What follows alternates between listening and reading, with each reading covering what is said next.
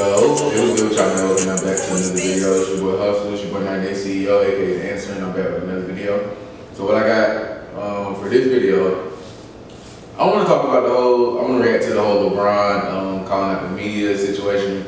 I find this very important for a multitude of reasons. And yeah, I want to get into this, talk about that a little bit, So yeah, I just play this clip first, and then I'll talk more about kind of everything he's talking about. It's more so referencing the, if you don't know, picture circulated of Jerry Jones at like 14. And like, if you know like the Little Rock 5, I think, from like 1957, it was like the first school in Arkansas to get integrated, the first 5 black students. It was basically a gang. I want to call them a gang because that's what they were called, a group of black people together. So a gang of white students greeting the Little Rock 5 in a very unpleasurable way, not very inviting, racist.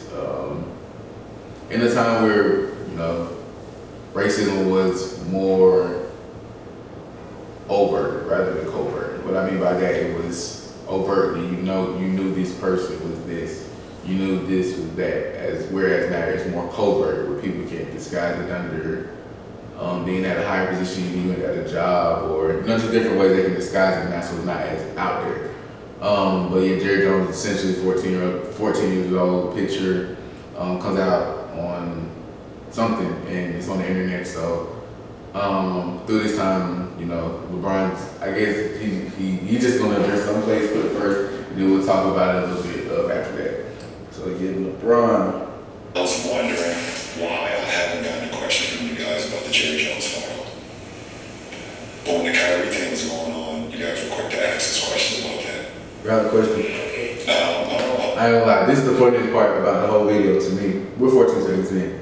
So when LeBron first of all, when I first seen it, like, I heard about the LeBron thing, I went to watch the interview, so I'm thinking I'm gonna watch the whole post-game interview, and then he's gonna say that at the end when we get up.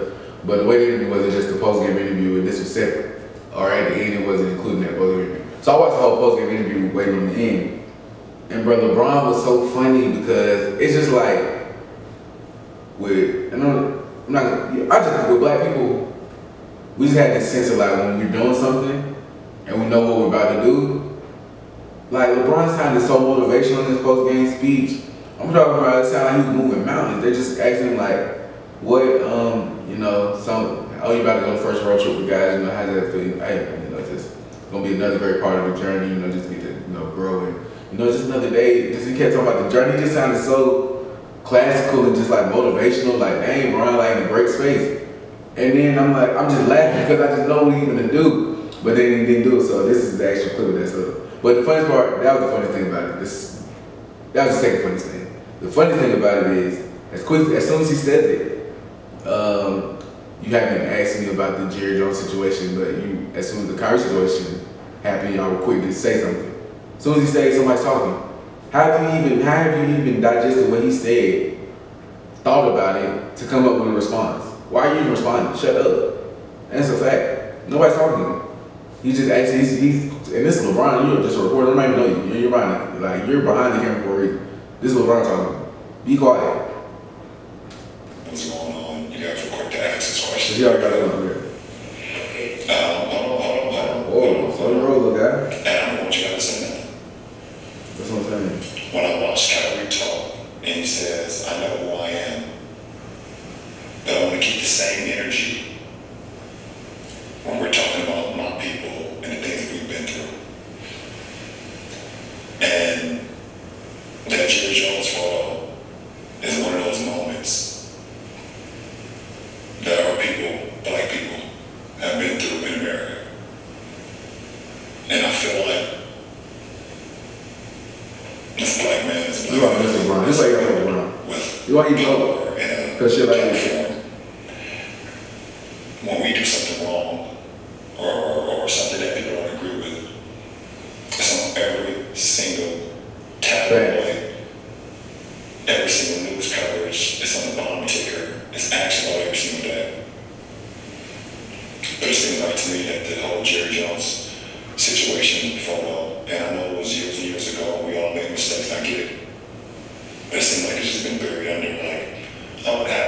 That's how he's saying. That's how you really knew he really felt that. As soon as he did I know it was years ago, but and then did it. That's like whatever you talking about. I really don't give a fuck. Like, nah, not gonna. I get it. But it seems like it's just been buried under. Like, oh, it happened. Okay, we just move on. And I was just kind of disappointed that I haven't received that question from you guys. And that's what I'm saying. I love everything Brian did about this. First, because now you got to address it first, and I'm happy to start at the beginning, because first of all, you need to go, I'm not talking. I'm not talking for you to address this in the question. I'm leaving this and I'm walking off. So first, I like how you did that. Address you, be quiet when I'm talking, and let me finish my statement and don't respond to me. Just take this in and digest this. Then, now I'm dropping the disappointment. Disappointed me off of that I haven't got that question from y'all. Very disappointed. Then appreciate it.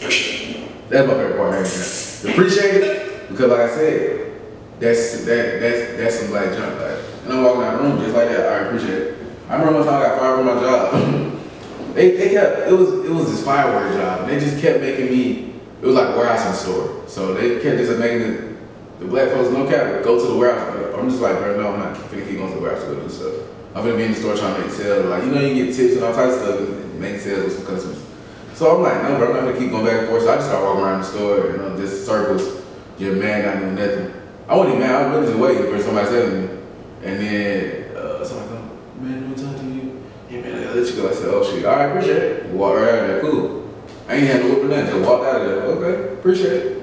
Keep pushing. That's what boy Bron said, appreciate it. Y'all think about that, sit on that, for sure. But like I said, my whole thing is, and this is why this is so important, this is why we need Bron, this is why you need people like him in there to address things like this. Because I just told you the Jones situation, I saw the picture, but I didn't even think that was real.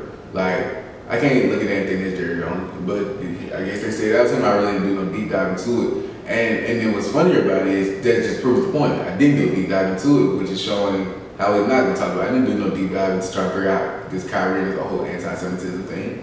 That was plastered just like LeBron says on the bottom tier of ESPN. For 24 hours, it's on your Twitter, it's on your phone, it's on your Instagram, it's on your YouTube, it's on everything you do. Encompassing Kyrie Irving, anti-Semitism, and then all these labels and things get put on them, but we got to see that. And like I said, it's like media not personifies it. Media puts the gasoline to the fire, keeps fanning it, keeps flaming it, keeps adding it up, so that it's worse than that. It's this big flame for this person, and they build it up to this big explosion, and they do it, break this person down to the point where now you gotta do this just to come back. But not the same thing goes for these type of people. And like they said, like LeBron said, it's just disappointing that y'all, haven't asked that question, because you asked about anything else. You asked about politics, you asked them about things that have nothing to do with anything in the world. It had nothing to do with the game of basketball, the game you just played, the team, nothing else.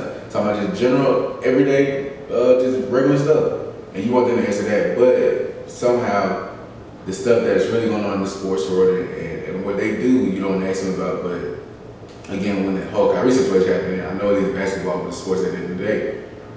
Because also, the other difference is you're going to say LeBron's a worker or a player for the Lakers, whereas Jerry Jones is the owner.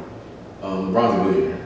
So what are we talking about? I'm not saying Jerry Jones, of course, is a billionaire, but